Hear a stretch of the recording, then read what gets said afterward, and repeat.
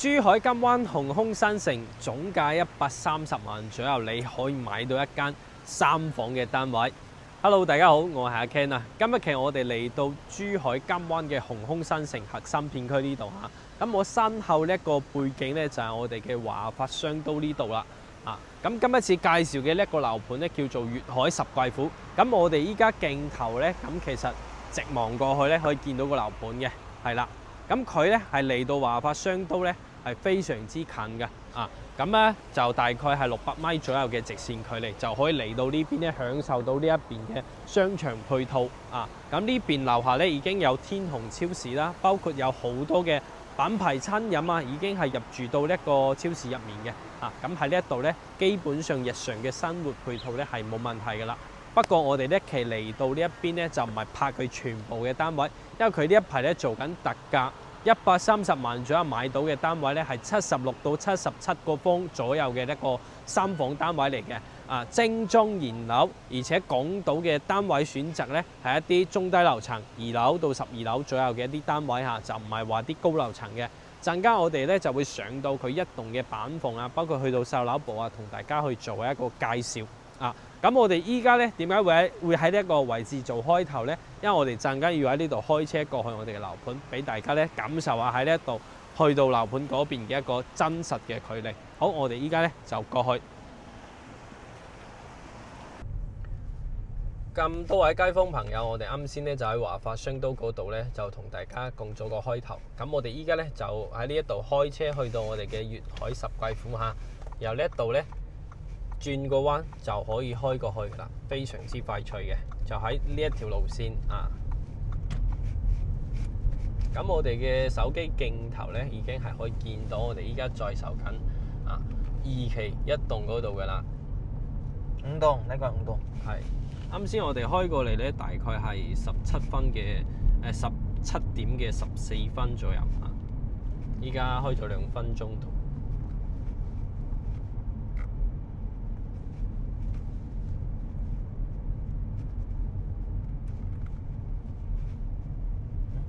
呢度咧已經係屬於我哋粵海10貴府咧，就2期呢度啦，非常之快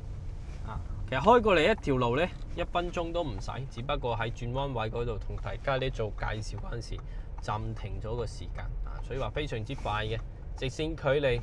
500米唔係600米，真係唔係開玩笑㗎。咁我哋再售緊咧就係呢一個5棟呢度嘅5棟非常快。OK， 咁我哋陣間咧就會入去售樓部，跟住去到實體單位咧，同大家進行一個特價單位嘅介紹啦，同埋周邊環境嘅一啲講解，再講一講。OK， 依家咧我就入到售樓部咁我哋睇到嘅呢一張圖咧，就係我哋成個呢個鴻空新城嘅一個航拍圖啦，可以見到配套包括樓盤嘅位置。咁我依家先同大家講下先。我哋嘅項目首先位於呢一個位置，粵海10貴府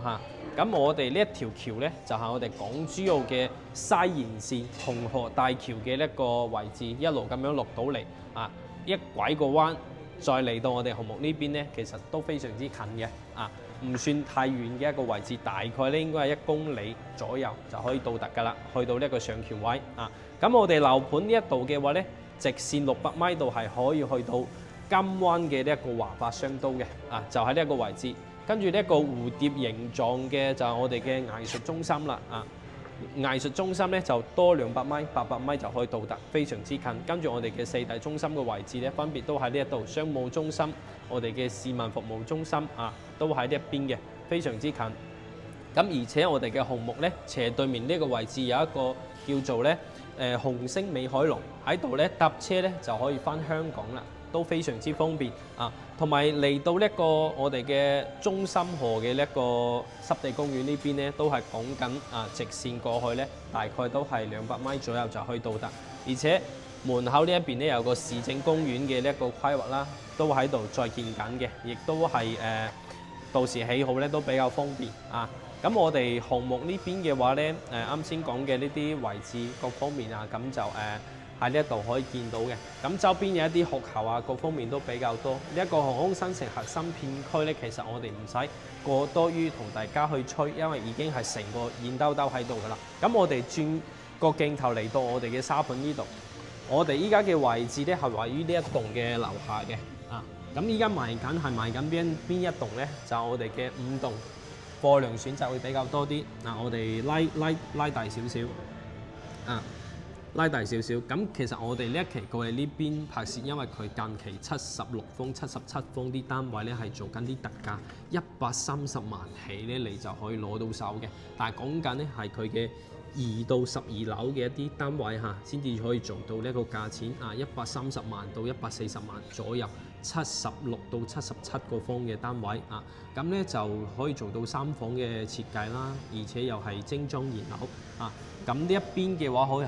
以話係成個紅磡新城咧係非常之少見嘅呢一個細面積嘅單位。咁呢一期加推出嚟之後咧，都賣得非常之唔錯。所以阿 King 咧，我就過嚟呢邊咧，再同大家去講一講呢一隻單位，同埋再俾大家去了解下依家做緊特價嘅一啲情況。咁我哋依家嘅話咧，就先去我哋嘅實地嘅板房咧去睇一睇。我哋嘅板房咧係會喺呢一個一棟呢邊嘅。一棟啊，所以睇落去個位置咧，咁其實有區別嘅。咁細售緊嘅話咧，咁其實一棟冇咩單位，最主要咧就5棟呢邊嘅單位嘅啫啊。啱先咧，我哋就喺呢一個小區大門口入到嚟啊。咁依家呢一個咧就係我哋呢一期嘅內園啦。大家可以見到，其實成個內園唔係特別之大，因為其實樓盤嘅體量咧，佢係偏長但唔係偏寬嘅，所以你可以見到啊，內園咧係比較窄少少嘅，但係佢長度咧就一路咁樣延長過嚟呢邊啊，一路咁樣過嚟，因為佢分2期開發，呢度咧係2期啊。咁我哋呢2棟咧就係一棟1單元同埋2單元，跟住咧3、4啊就喺後面。3、2、3喺後面，4同埋5咧就喺我哋後面呢2棟嘅。陣間我哋會上到一棟嘅一個1單元呢邊咧，去睇呢一個7方嘅呢一個3房嘅單位啊。咁咧賣嘅話咧就賣過一棟嘅。之前Tommy 過嚟拍嗰陣時都有同大家講下，不過嗰一期咧我哋就拍嘅單位面積咧就全部都介紹到啊，全部都介紹到。呢一期最主要咧就係介紹呢一個77個風同埋76，即係都係一樣格局嘅呢一隻單位做特價啊嘛。咁就係5棟嗰度嘅，係啦。咁我哋其實可以行過去5棟嗰度嘅樓下咧，睇一睇先嘅。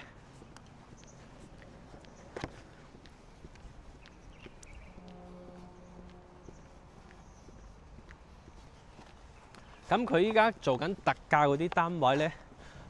有啲咩要注意嘅咧，亦都會同大家講啊。首先嘅話，第一個係朝向啦，第二個咧就係睇嘅景觀方面啦。咁就都會同大家去進行一個提醒嘅提點嘅，因為陣間去到嗰個1棟嗰度嘅板房咧，佢係唔似5棟呢邊嘅景觀咧，即係可能有啲有遮擋啊，或者係睇到嘅景觀啊有區別啊，唔同嘅呢一個就唔同係啦。咁我哋依家面向嘅咧就係我哋嘅5棟嘅2單元。咁其實賣緊做特價咧都係講緊呢一棟嘅啊。咁我哋正對面住我哋嘅咧就係呢一個東南朝向嘅呢一個單位啊，76個方、77個方度嘅一個3房嚟嘅。咁呢一邊嘅話咧，佢嘅價錢對比翻做特價嗰度咧就會貴翻些少貴過6、7萬左右，大概咧係140萬到150萬左右一啲中低樓層嘅。咁我哋做緊特價嗰啲咧，就係我哋依家側邊呢一條梯腿依家可能我哋嘅鏡頭影唔到，就係望翻我哋嘅監灣府貌，望翻我哋嘅嗰個寶龍城嗰邊嘅一個方向嘅。佢就偏西臨啲但係佢可以做到個單價最平咧130萬呢一個價咧，咁其實喺金灣嚟講咧都算比較平。計埋落嚟個單價17000幾17000幾喎，喺呢一個紅磡新城嘅核心片區，呢啲細面積嘅單位本身個單價都係會定得貴啲噶嘛，但係佢咧折咗落嚟咧可以做到17000幾，算係比較平嘅，比較抵玩嘅咁首期咧就正常首期啦，就冇咩其他嗰啲政策，佢將個價錢做低咧係最好嘅呢一個政策嚟㗎啦。咁我哋依家咧就上去我哋嘅呢一個1棟呢邊嘅高樓層去睇呢一個格局景觀咧就做參考下，就唔係嗰個真實嘅景觀勝在呢一邊嘅話咧，本身因為又係紅空新城嘅核心片區啦。你包括搭車翻香港又方便，對面有個車站啦。咁去到華發商都啊，去到公園啊都比較方便嘅。就算得閒咧，你想踩部單車去啲公園行下都 OK 嘅，都 OK 係啦。咁呢一個咧就係金灣依家在售緊啲細面積可以選擇性價比比較高、比較值得推薦嘅一啲嘢，俾到大家去知道。呢一個咧係一棟呢邊嘅入戶大堂，咁其實每一棟咧係差唔多嘅，差唔多5棟亦都係咁樣嘅，係啦。咁呢一個咧就係電梯位，咁我哋依家咧就上去頂樓嗰度啊。依家我就上到呢一個一棟一單元嘅33樓頂樓嚟㗎啦，呢一套單位。咁咧我哋就可以先睇下周邊嘅真實景觀先啊。咁我哋雖然話唔係做特價，唔係啲高樓層，但係都可以俾大家知道周邊嘅真實距離啦。我哋嘅4大中心、藝術中心直接見到㗎啦。隔離咧就係華發商都文化中心，我哋嘅商務中心、市民服務中心，全部可以見到。直線咧講緊600米左右嘅啫，非常之近啊！呢一個咧就係真實嘅一個距離啦。咁我哋樓下呢一條路咧，我哋直落行過去，行大概咧係都係300米左右啦，就可以去到嗰個中心河公園嘅，都非常之近咁我哋呢邊嘅位置咧，咁已經係非常之真實，話俾大家知啦。咁依家我哋就嚟睇下呢一個做特價嘅戶型佢嘅格局同埋個交標先。咁就景觀方面，大家就唔好參考，因為呢一個咧屬於唔係同一棟嘅，唔係在售緊嗰一棟嘅做特價嘅，所以有出入咁我哋呢一個咧就係入門口呢一個位置啦。咁呢一個交標咧有一個防火門啦。呢啲門咧，相對我哋之前拍嘅有啲厚度咧，佢呢啲就正常厚度嘅。我哋喺保利嗰一期拍係嘛？係。嗰個咧咁厚啊！哇，嗰啲咧厚度就真係太誇張。咁入門口呢一個櫃咧，佢都係交樓標準，收納櫃同埋嗰個鞋櫃全部都有晒嘅，就做好嘅。呢一個係交樓標準呢一個字幕密碼鎖都有啦。跟住嚟到呢一個廚房呢邊嘅空間咧，大家可以睇下。咁就擺一部比較細部嘅冰箱啦，單門開嘅會好啲。跟住呢個位咧，到時可以擺個電飯煲都得嘅。咁交標有呢個消毒碗櫃㗎啦，咁基本嘅3件套啦都有晒嘅。呢個。咁其實佢嘅功能區咧，炒完啲菜擺呢度，呢邊咧洗切，呢邊又可以擺嘢。呢個空間咧夠晒闊嘅，個水龍頭咧仲係呢一種可以拉出嚟嘅。咁呢邊有個窗，咁其實空間咧，我覺得係 OK 嘅。係呢個廚房嘅空間咧，比我哋以往睇到80個方嘅仲要大嘅。係係覺得係合格嘅。冇錯。甚至乎咧有啲優秀啲。咁嚟到呢一個咧就係我哋嘅嗰個餐廳、客廳開間咧，咁其實係一樣嘅，去到3.3米度3.3米嘅一個開間咧，咁其實都還可以，唔算太逼嗰種。因為畢竟人哋做到3房俾到你，咁我哋個空間利用率方面咧，真係冇得講㗎啦咁呢一個朝向未同大家講下，咁就朝東北向就係睇呢一個景，啱先嗰個景。但係呢邊嘅話咧，雖然話有啲單位仲喺度出售，但係你要接受到啲樓層可能差啲，頂樓咁樣嘅，頂樓先可以睇到呢個景，或者係頂樓次頂樓再落多2層都可以睇到，再落嘅話就睇唔到㗎啦咁我哋睇下休息區啦。首先呢間房咧OK 嘅。首先呢一度休息區咁咧就係擺床嘅位啦。跟住呢邊咧做個衣櫃咧，做喺呢個位置啦咁咧呢度有個窗啦空間嚟講咧，我覺得都還可以都還可以。休息區呢邊咁咧就佢嘅3個房間咧，佢係連埋一齊嘅。咁咧，我哋可以睇下呢間房咧，雖然話睇落去細啲但係咧，我話建議到時個設計咧，同埋呢個飄窗最好做埋一齊。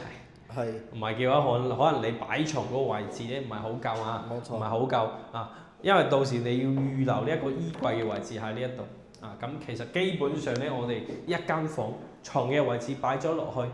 要睇呢間房合唔合格咧，就睇佢有冇位俾你擺衣櫃。我覺得呢一個好緊要嘅，係啊，係啊。嗱，我哋呢一個單位咧就可以同大家講下借鑑下，因為到時做特價嘅嗰個單位嘅梯腿望出去個景咧，佢就大致上咁樣望過去嘅，就係睇到呢一忽嘅啊。因為前面咧嗰個樓盤咧就叫做嗰個金灣府華發金灣府嘅，咁佢個層高咧都係講緊10層左右嘅啫，啊就唔算太高嘅，所以你喺嗰度嘅話咧，如果係12、11樓啊嗰啲啊，就可以睇到遠處嘅景觀。如果低樓層咧就係睇馬路景啊，或者係佢兩個樓盤中間嗰條馬路有個空隙位啊嘛，咁都可以望到遠處嘅，咁就。低樓層、中低樓層，大家對於景觀嘅嗰個期待咧就冇咁高，但係勝在呢邊買咗之後，金灣佢呢一個總價入手門檻咧就冇咁高嘅，冇咁高，係啊。咁包括嚟到呢一個位置嘅呢一個深段式嘅洗手間啦，啊都係交樓標準，呢一個鏡櫃啊咁樣嘅，係啦。咁就做咗呢啲防水嗰啲鋁板嚟嘅，係啦。咁呢邊下面咧，我睇下